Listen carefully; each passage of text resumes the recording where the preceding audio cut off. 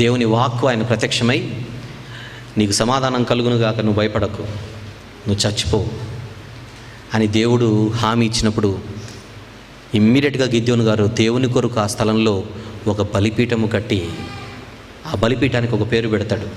దేవుడు సమాధానకర్త అని ఆ బలిపీఠానికి ఒక పేరు పెడతాడు. ఇప్పుడు పాయింట్ ఆలోచిద్దాం. దేవుడు మాకు తోడై ఉంటే మాకెందుకు ఈ గతి పడుతుందన్న గిద్యోను ఇప్పుడు అదే దేవునికి ఏం కట్టాడో చెప్పండి? బలిపీఠము కట్టాడు. దాని అర్థం ఏంటి? గిద్యోను తన జీవితంలో కళ్ళతో ఒక కార్యం చూడగానే దేవుణ్ణి నమ్మడం మొదలుపెట్టాడు. దూత ఎప్పుడైతే తన కర్ర చేత రాతిలో నుంచి మంట తీసుకొని వచ్చాడో బయటికి, ఆ కార్యాన్ని ఒక్కసారి చూడగానే, అమ్మో నేను దూతను చూశాను చచ్చిపోతానన్నప్పుడు దేవుడు భరోసా ఇవ్వగానే దేవుని యందు ఇప్పుడే గిద్యోనికి విశ్వాసం మొదలయ్యింది. దాని అర్థం ఏంటో చెప్పనా? గిద్యోను గారు తన విశ్వాస జీవితంలో తొలి అడుగు ముందుకేశాడు, మొదటి అడుగు ముందుకేశాడు. కానీ గిద్యోను గారికి అసలు పని ఏముంది? అసలు పని గిద్యోను గారికి ఏముంది? దేవుడు ముందే చెప్పాడు. మిద్యానీయుల చేతిలో నుండి ఇశ్రాయేలు రక్షించడం అనేది అంతిమ పని, అంతిమ కార్యం. ఆ కార్యానికి ఇప్పుడు గిద్యోనుని దేవుడు సిద్ధం చేస్తున్నాడు. ఆ సిద్ధంలో భాగంగా అసలు తన యందే నమ్మకం లేని గిద్యోనికి, దేవుని యందు కూడా విశ్వాసం లేని గిద్యోనికి ముందుగా విశ్వాసం అనే విత్తనం మొదలైంది తన జీవితంలో. అందుకే బలిపీఠము కట్టాడు. దేవుడు సమాధానకర్త అని పేరు కూడా పెట్టేశాడు.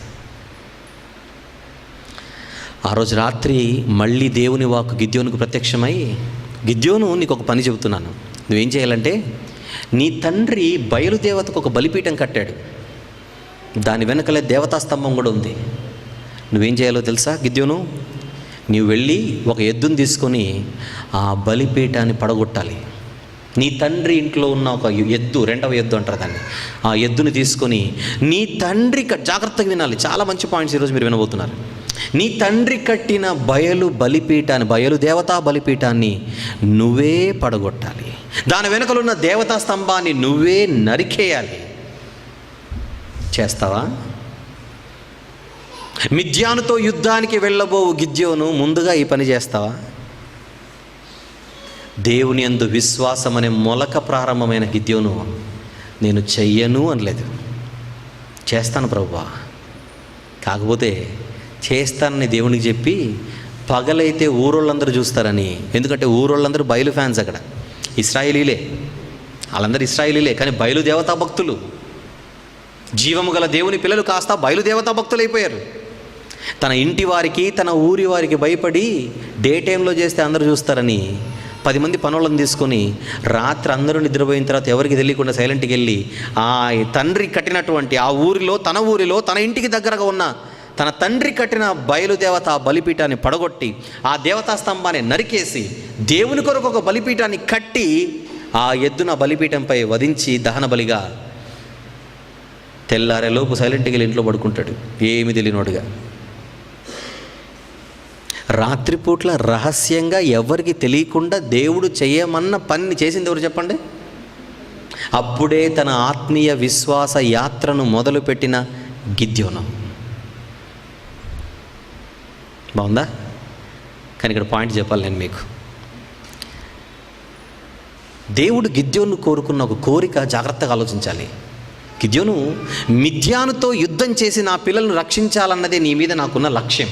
అయితే ఆ యుద్ధానికి వెళ్ళే ముందుగా నాకు నచ్చనిది నీ ఇంటిలో ఉంది, నాకు నచ్చనిది నీకు దగ్గరలో ఉంది. బాగా వినండి మాట. మిద్యానుతో యుద్ధానికి నేను నిన్ను పంపించే ముందుగా నువ్వు చేయాల్సిన పని ఒకటి ఉంది. నాకు నచ్చనిది నీ ఇంటిలో ఉంది, నీకు దగ్గరలో ఉంది, దానిని నీ చేత్తో నువ్వే తీసేయాలి. యుద్ధం చేద్దులే తర్వాత దానికంటే ముందు నువ్వు ఇది చేయాలి.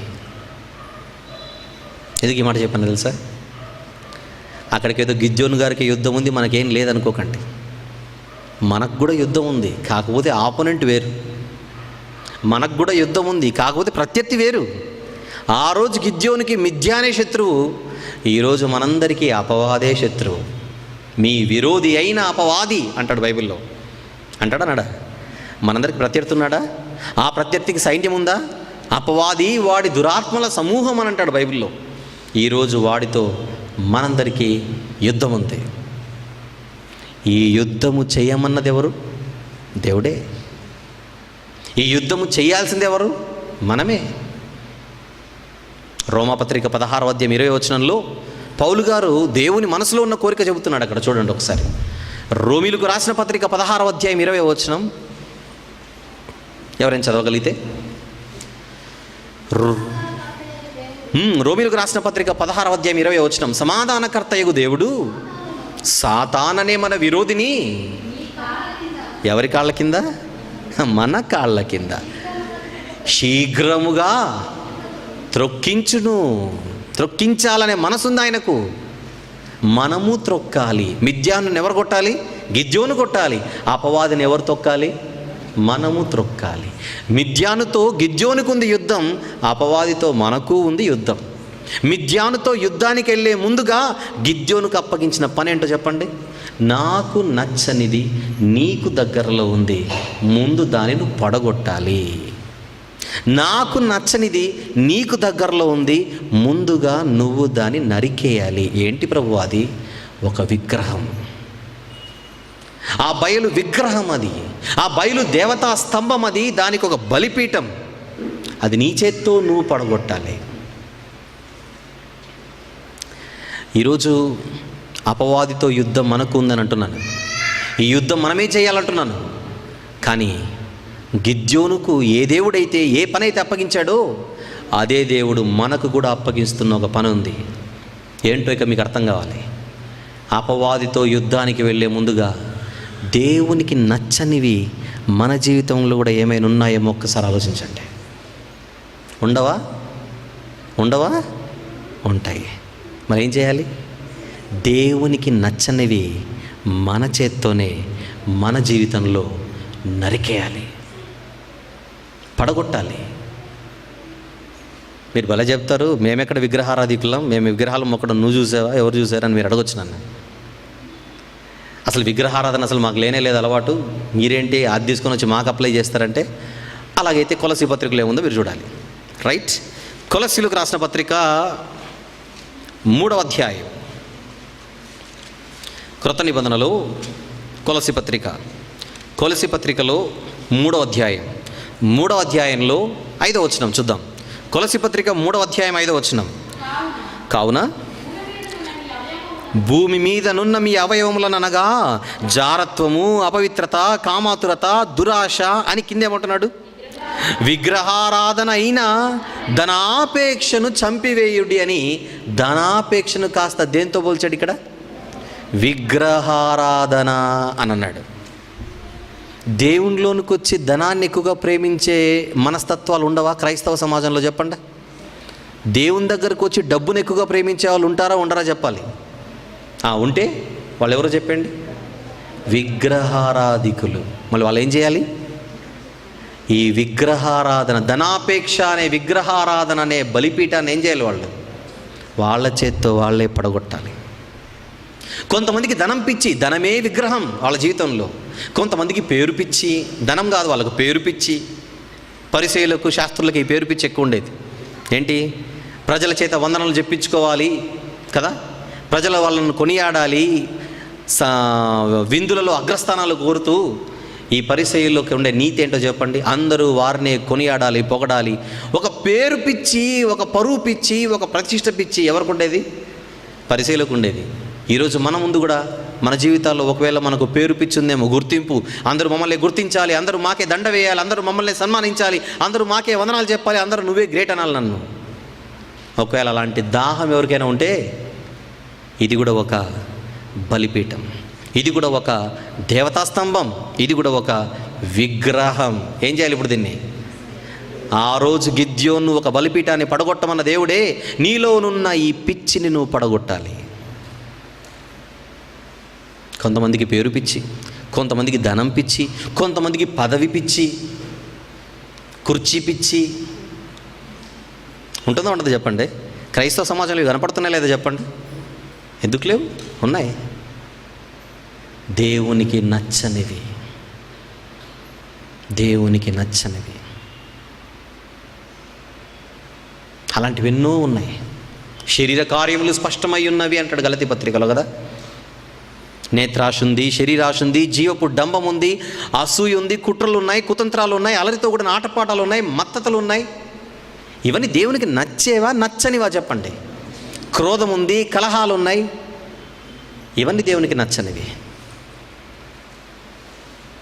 శరీర కార్యములు, అంధకార క్రియలని బైబిల్లో ఏవైతే దేవుడు రాయించాడో మనుషునికి బయట నుంచి వెళ్ళునవి మనిషిని అపవిత్రపరచవు, కానీ లోపల నుండి అనగా హృదయంలో నుండి వచ్చే దురాలోచనలు కదా. యేసుప్రభు వారు మార్కు సువార్తలో కానీ మత్తయి సువార్తలో కానీ హృదయంలో నుంచి వచ్చి మనిషిని ఏవైతే అపవిత్రపరుస్తాయని చెప్పాడో ఆ లిస్టులో ఉన్న ఏదున్నా మన జీవితంలో అది దేవునికి నచ్చని ఒక దేవతా స్తంభం, అది దేవునికి నచ్చని ఒక భయంకరమైన బలిపీఠం. ఏమంటున్నాడు చెప్పండి ఈరోజు దేవుడు?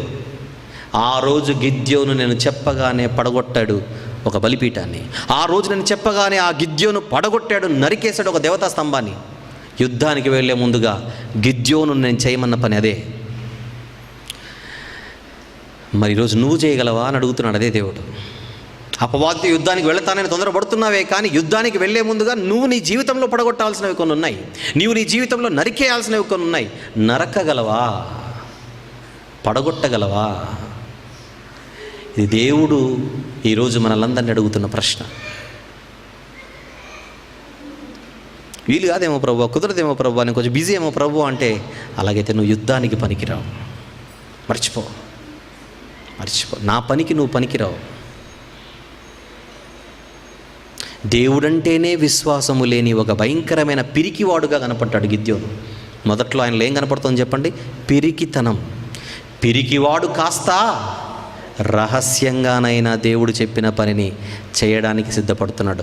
చెయ్యను ప్రభువా అనిగా అనట్లే చూడండి ఇక్కడ. కుదరదు ప్రభువా, వీలు కాదు ప్రభువా, వాళ్ళు చూస్తారు ప్రభువా, వీళ్ళు చూస్తారు ప్రభువా, నా ఇంటోళ్ళకు ప్రాబ్లం ప్రభువా, నా ఊరోళ్ళతో ప్రాబ్లం ప్రభువా, ఇవేమనట్లేదు. కానీ నాకు ప్రాబ్లం అయితే ఉంది. తన ఊరిలో తన ఇంటి వారు కట్టిన, తన తండ్రి కట్టిన ఒక బలిపీఠాన్ని తన చేతులతో పడగొడితే ఎన్ని సమస్యలు వస్తాయో గిద్యోనుకు తెలుసు.